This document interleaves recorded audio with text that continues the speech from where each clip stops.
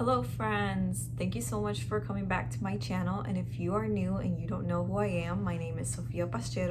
I just recently graduated from the University of South Florida and I am a DACA recipient.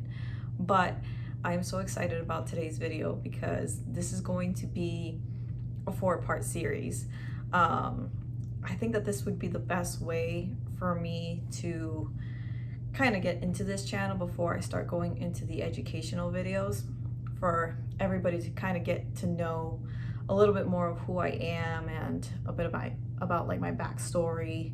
So in today's video is going to be more about my journey in middle school and in high school, being an immigrant and being a DACA recipient, and how I was trying to process if I wasn't going to attend college and what were my next steps going to be. So that's going to be today's video. And then we have 3 other videos after that, which will be the second one after that, or after this one, is going to be more geared towards my associate's degree. And then the next video will be my bachelor's degree and then my master's, and kind of that whole journey of going through what it's like to be undocumented and wanting to go to higher education and all the obstacles that a person has to face. And then being a DACA recipient as well, you know, it's not easy trying to go to school. There's a lot of obstacles that DACA recipients face trying to go to higher education. So I think that all 4 of those videos will give people a better understanding, not just about my journey, but as well of others' journey. So yeah, I'm really excited about today's video. I did this yesterday. I made like a list of all the videos that I want to make, and then I have all the talking points that I want to talk about today. Yeah, I got a lot to say for today's video, so you know, let's get started. Okay, so we are going to embark on a journey, and we're gonna go back to 2007. And I can only imagine some of you thinking, why 2007? And you're probably thinking how old you were and what you were doing, but 2007 was actually a crucial year for me. I was about 12 years old. I was graduating 5th grade, entering 6th grade, and at the time I didn't know this because I was just too young to understand. The DREAM Act failed. The DREAM Act failed in Congress, and this was a bill that was supposed to provide, immigrant children this path to citizenship. I didn't know about this at the time. I was too young to understand, but that was a really important year for that. Also, we were going through the recession. But what made this year a little bit more crucial for me was I have an older brother, and while I was graduating 5th grade, he was graduating high school. And I kind of saw a little bit of his journey, of him trying to attend higher education. I think he was trying to attend community college, but I remember that, he couldn't pay for school. And for those of you who don't know, every state has their own laws regarding in-state tuition for undocumented immigrants. And in the state of Florida in 2007, undocumented immigrants had to pay out-of-state tuition fees, which is basically double the amount of money that in-state tuition costs. And being undocumented, my brother was kind of struggling a bit with that. I didn't find out about this years later until my brother told me that he was awarded 2, maybe 3 scholarships, but it just wasn't enough money to pay for even 1 course.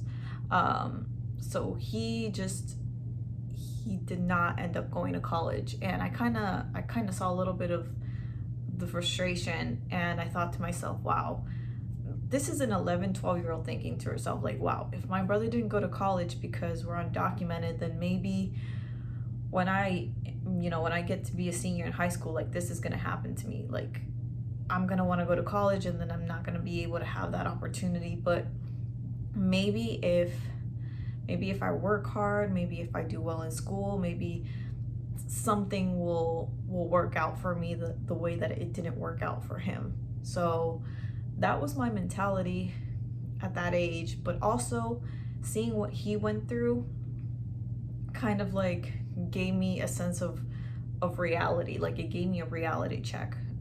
I hope that makes sense. Okay, also I'm so sorry about the lighting. Like I'm using the LED lights, and then like outside, like the sun keeps like coming in and out, so my lighting just is really weird for today's video. I'm so sorry.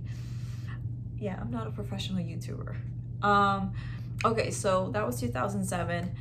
You know, entering 2010, 2011, I was entering high school, and 2010, again, the DREAM Act, this bill that's supposed to provide this path to citizenship for immigrant children, was brought up again in the Senate, and it failed to pass in the Senate.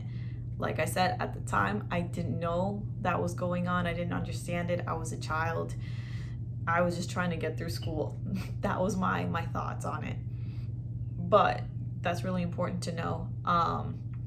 Really in high school, like I said, I was just really reserved. I had my friends. I didn't have like a huge group of friends, but I had my own friends. But for me, I just did my own thing, and I just studied. I did my homework, I studied, I did what I had to do to get the good grades that I needed to get. Let's say, you know, we get into 2012. I was about a sophomore in high school. And this is when President Barack Obama passed the executive order on DACA. And for those of you who don't know, because the DREAM Act failed, President Obama still wanted to, you know, help immigrants in a certain way. And DACA is not a path to citizenship, but it gives these immigrant children a work authorization, a way for them to go to school and to go to work legally in the United States, but there's no path to citizenship. But he announced this in 2012, and I actually remember this day because I was at the pool with one of my friends. I think it was around summertime. We were at my like community pool, and my mom called me and she told me, oh, you know, President Obama, you know, passed this, and you're gonna like, you know, have so many opportunities. You're gonna be able to get a license. You're gonna probably be able to go to school. And she was really excited about it. But at the time, I was like, I don't know what this is. I don't know how this is gonna help me, but okay.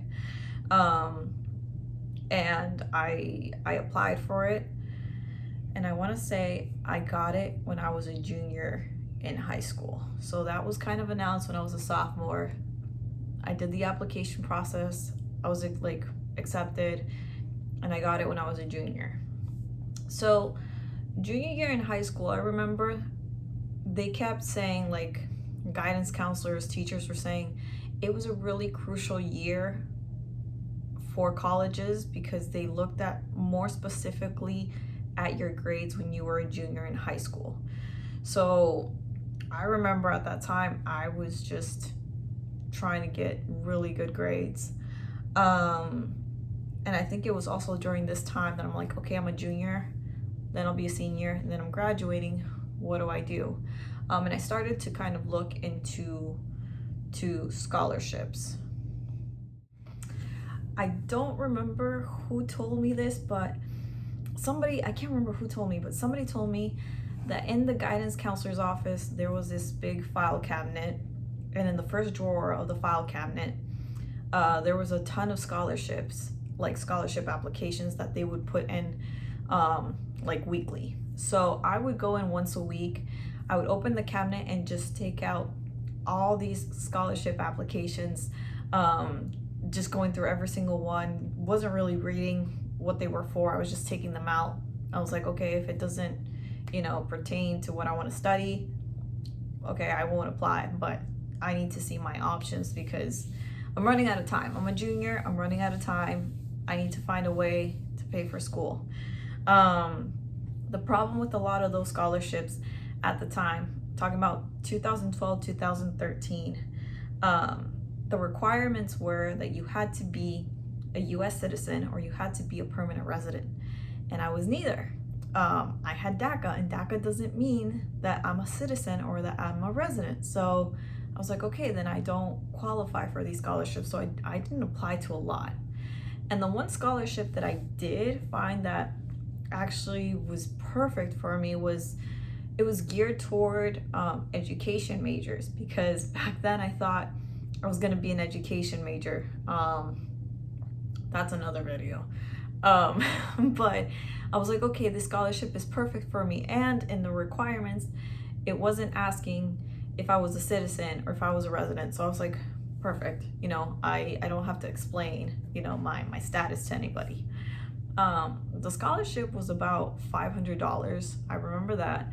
And I applied, and the benefactors contacted me and said that they wanted to interview me at my high school. So they ended up coming to my high school, Riverview High School, and I can't remember how many benefactors. I think it was 4 or 5 of them that came, and they were like recently retired teachers. So they came to Riverview. I think they came during my lunchtime, and my guidance counselor like let them through in this like small office area. It was a nice office area. We sat at this table, and they were asking me questions. I'm trying to think. I can't remember like exactly the questions that they asked me, like the exact questions, but I know that they were asking me about questions of like my classes and dual enrollment classes that I was taking and the job that I was working. I was a dance instructor at the time, so they wanted to know about that because that was actually me teaching children. So they wanted to know more about that. But there was this one thing that I remember, and it rubbed me the wrong way.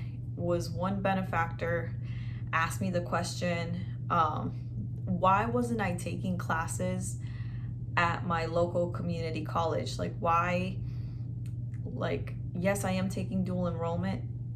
That's from, like, it's like college credit courses, like they're college level, you know, courses in high school, but why wasn't I taking the extra mile to drive to my community college, which was about 30 minutes away from my high school, and taking classes there? And I remember at the time, I was undocumented. I didn't have a license. I wasn't able to drive. I just had DACA, so I just recently started driving. I just recently had a license. And I think my dad just gave me like permission to use the family car. So, you know, I wasn't comfortable telling them about my status, because what I learned throughout high school and even middle school was my teachers and my classmates, they just didn't understand about it. They didn't understand what it was like to be undocumented or being an immigrant. They just thought, well, you can just go get your citizenship, and it wasn't that easy. So when he like asked me that, I was just like, you know, my dad just like recently started letting me use the family car, so that's why I didn't sign up for those college level courses to drive 30 minutes away. I didn't have a vehicle, you know. I just recently started driving. And when I said that, or when I gave that answer, he kind of gave me like this look, and the room was kind of quiet, and I don't think that they liked my answer, but I was like, what do you want me to do? Like, I'm 17 years old. Like, I don't have money to purchase a vehicle so I can drive 30 minutes to my community college. Yeah, like the whole like atmosphere in the room kind of changed. And I remember after the interview, we all got up ready to leave, and they told me that it was between me and this other girl. So I guess they were going to interview the other girl, or they had interviewed her. So then they had to determine who they were going to give the scholarship to. And I don't know how, but my Spanish teacher was the one that gave me the note that they wrote, and she gave me the note. It was like a letter, and it wasn't even a paragraph. Like, I didn't even get a paragraph. I just got like 3 sentences like a week or 2 later saying that I didn't get the scholarship. And I was just like devastated. Not devastated to the point that I was like sad, crying, or angry. I was just like, are you kidding me? Like, dude, like, I wish these people would have understood. Like, this was like my only option to go to college, and they gave it to the other person. And now what am I gonna do? Like, that was like I had it. Like, I had the scholarship. Like, it was in my hand, and like they just took it away. So I was like, oh no, they made a huge mistake. Like good for that person, good for you getting those $500, but you made a mistake not giving it to me. So that's the attitude that I had back then. Another thing that I remember in high school, this was pretty, it wasn't bad. It was just like, why would this teacher do this? I remember it was my senior year. I had this conversation with like another classmate of mine. It was senior year, and my English teacher thought it was a bright idea to basically call out every student in class and make that student out loud say what school they applied to and what school they had been accepted to. And, you know, the thing is, like, I didn't have the same opportunity as my US citizen classmates who can apply to universities outside of the state of Florida or universities in Florida. Like, they were able to, you know, get financial aid, and I wasn't. So I hated that she made us do that. That, you know, like, I think I said something like, oh, I'm applying to State College of Florida, like my community college, but like, that's it. But the worst thing that she probably did, that I hated this, and I hope all teachers take a lesson to this, is whenever a student got accepted to a university, not community college, whenever they got accepted to a university, she would buy these like certificates that I wish I could like grab one of my diplomas and show you, like a certificate. And in the certificate, she would put the name of the university and the name of the student attending the university, and she would stick that certificate on the glass window of the hallway outside, and she would just stick those on there to kind of show like, oh, this student, they're going to this university, oh, this student, they got accepted to this university. And for the ones that were going to State College of Florida, to community college, didn't get a certificate, they got this like list, like it was just the name of the school, it just said like State College of Florida, and then it was just like our names, but it was inside. And I was just like, why would you do that? Like, some of us are in a different like situation than others. You know, you're making, you know, some of us feel bad, because then others are kind of like looking you at a weird way that you're not going to a university, or that you didn't apply to a university, and thinking that you don't care, but you do. You just don't have that option. So yeah, I remember that. And I hated that teacher for doing that. Last thing that I'm going to talk about is Miss Connie. Oh, Miss Connie. Miss Connie and the crop program. So, oh, you're probably like, who is Miss Connie? Miss Connie, I like to think of her as an angel sent from heaven that helped me out. Because if it wasn't for Miss Connie, I probably I wouldn't be where I'm at today.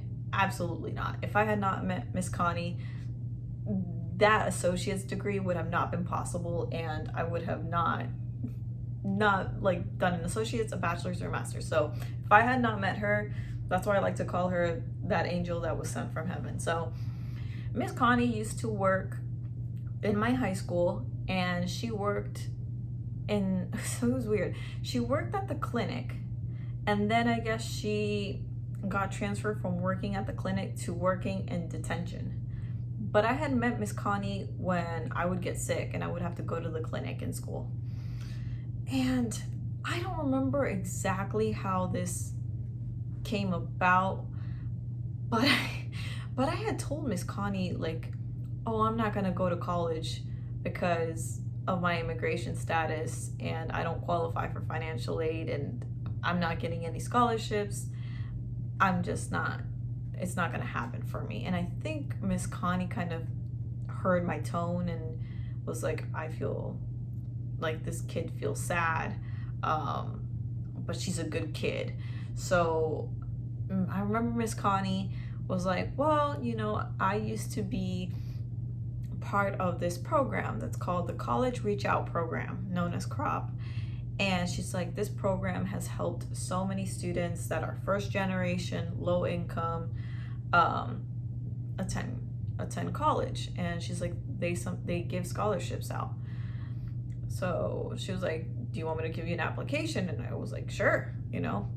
I think when Miss Connie had introduced me to CROP, I was a sophomore in high school. So I know I'm going kind of back a bit, but this will all make sense because this is how I go into my associates. So I got the application, I'm filling out the application, and one of the things that it asks, it says if I have a social security number.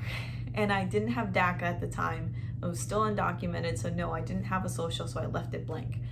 And I turned it into Miss Connie, and Miss Connie goes, you need to put your social security number. And I was like, Miss Connie, my DACA's in process, I don't have one yet.